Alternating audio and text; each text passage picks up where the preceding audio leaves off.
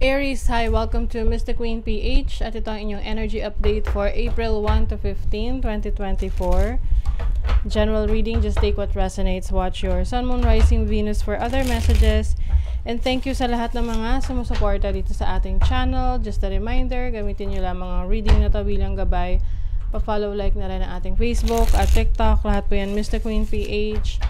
Like, share, subscribe, turn on post notifications para lagi kayong updated sa ating mga readings. And if you're interested in private readings, meron tayong link sa description at sa pinned comment kung paano makakapag-book. Okay, let us see. Aries, energy update, April 1 to 15.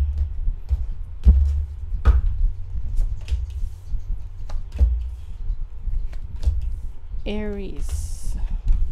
So i-cover natin ang overall energy ninyo for the first half ng April, and then sa money, career, finances, and then sa love life.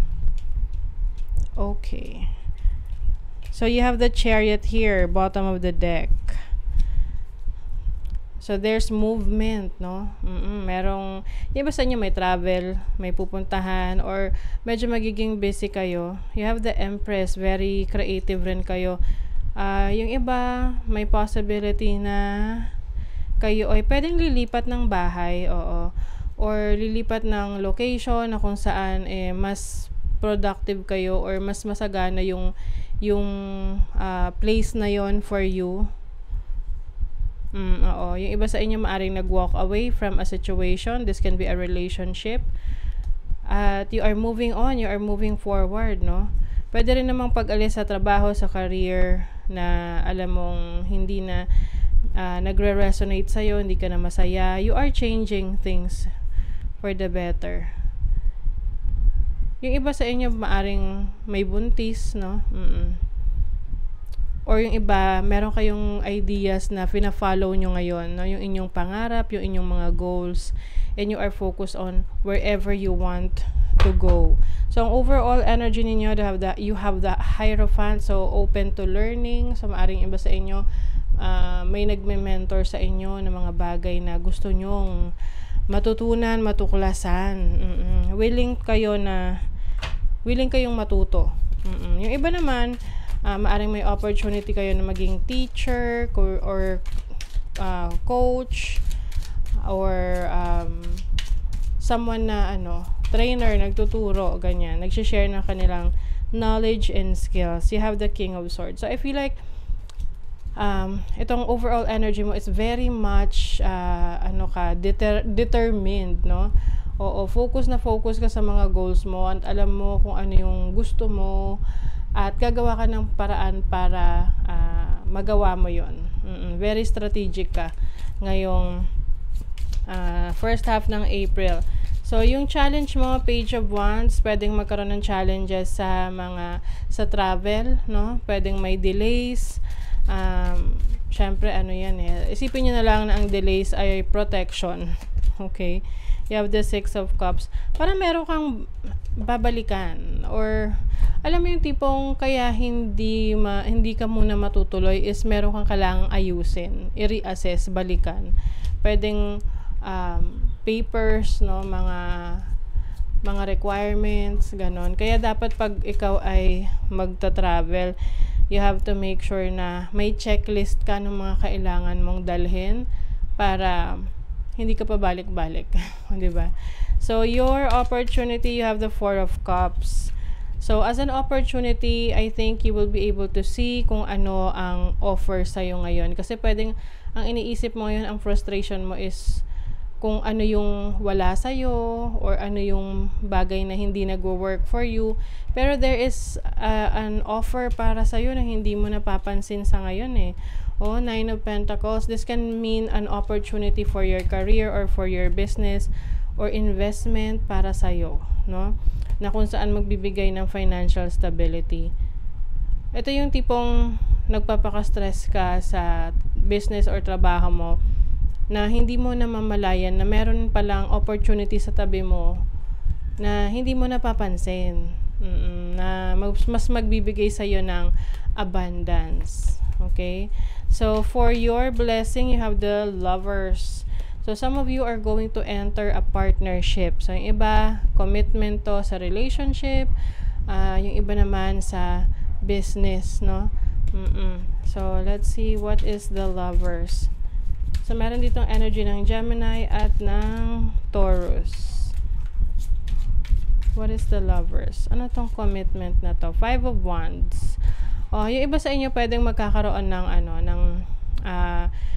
yung tipong misunderstanding pero maayos nyo naman. Pwedeng misunderstanding sa trabaho, sa business, or even sa relationship. Kumbaga, may naging pag-aaway man, naayos pa rin eventually, 'di ba?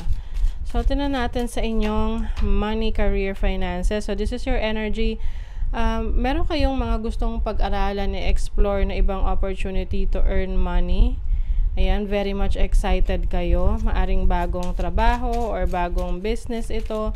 Yung iba naman, acquisition ng land, ng properties, real estate properties. You have the Moon. Very emotional to sa'yo. You feel like you are so connected in this project or in this career or business na gusto mong i-pursue. I think you are following your dreams, no? Pina-follow mo kung ano talaga yung gusto mo. And your challenge is the 9 of Wands. Maaring may pagod, no? Mapapagod ka sa pagpo-fulfill ng mga goals mo sa trabaho, sa career mo, sa business. Pero this is going to be worth it for you. Temperance, kailangan lang daw talaga patient ka. Okay? Kasi syempre, yung journey papunta doon sa goal mo, hindi naman yan madali. Okay? So, you have to remain strong. And then, your opportunity is the 4 of Wands. Yes, atong opportunity na to, ano man yung bigyan mo ng focus at attention sa career, sa business, sa trabaho, doon ka magiging successful eh. Kailangan lang talaga may commitment ka. What is the 4 of Wands? The 3 of Cups, definitely may celebration, may opportunity for you to celebrate something. Pwedeng meron kang achievement sa business, sa career mo, sa finances mo, meron kayong na-achieve sa bahay na nakapagpatayo kayo, nakapagpaayos kayo ng bahay, or may nabili kayong importanteng gamit. So, yung inyo namang blessing, you have the High Priestess. This is knowledge, this is wisdom.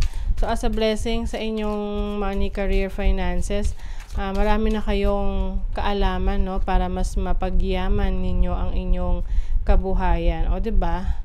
You have the Empress energy, which is about abundance, prosperity, productivity.